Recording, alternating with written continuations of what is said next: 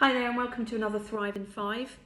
So you're on a client call, you've made a great introduction and you've overcome initial objections and you're ready to fact find and find out all about your company. It's really important that you have some great questions lined up at this stage and that you're staying in control.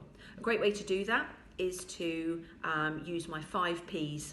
So the 5 Ps to client call questions. P number 1 is person.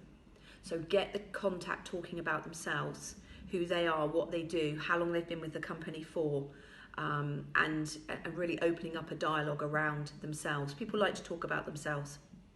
P number 2 is people. So natural progression of conversation on from themselves would be their people. So how big is your team? What is the split currently between different types of people, mechanical, electrical, engineers, technicians, whatever it looks like in your area of business. How many of those are permanent staff versus contract staff? What's the team structure like beneath you? So they head up the team, there's 20 people in the team. How does that look in terms of hierarchy and structure? And also talk about the culture of the team. A good way to do this is most engineers I talk to rate company culture as important as money and the role. So, what's the office culture like in your team?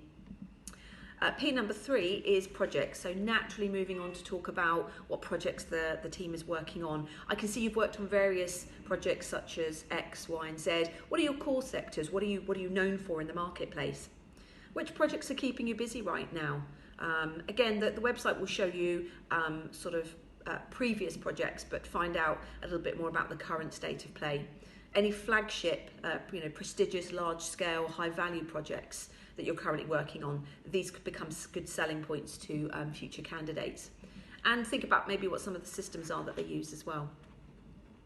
P number 4 is plans. So we know all about the projects. Let's look at the plans for the business. How far along in the financial year are you currently is a good credible question to ask. And then are you on track for a good year? And depending on where they're at in the year, what does the planning phases look like right now? What are the company goals for the next 6 to 12 months around things like expansion, new projects, new offices, new sectors, etc. And the 5th and final P is personnel. So this is really, we're only now starting to move into questions about hiring. It's really important that you don't start asking questions about that too early on in the conversation.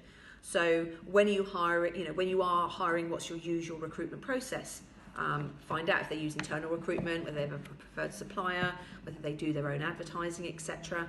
And find out how happy they are with the results that this is delivering and returning on investment, and what time is taken to achieve those results. Most companies we work with have a most wanted list.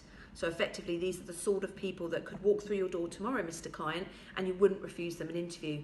What does your most wanted list look like right now? This is great for future reference because you can then ask the client if they're happy to hear about those people on spec.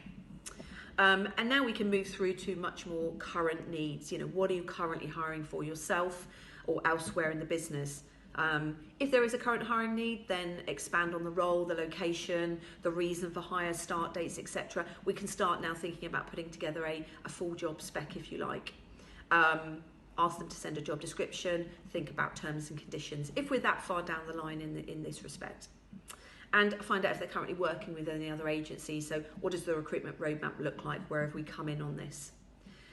So those are your 5 Ps.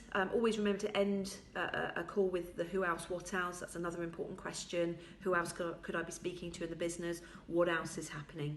But the 5 Ps will enable you to structure a really good, solid conversation around some really key and critical information that you need about the client's business. Hope that's been useful for you. There are accompanying documents to all of this on the training files. So have a look and have this in front of you when you're making your calls. Join me next time for another Thrive in 5.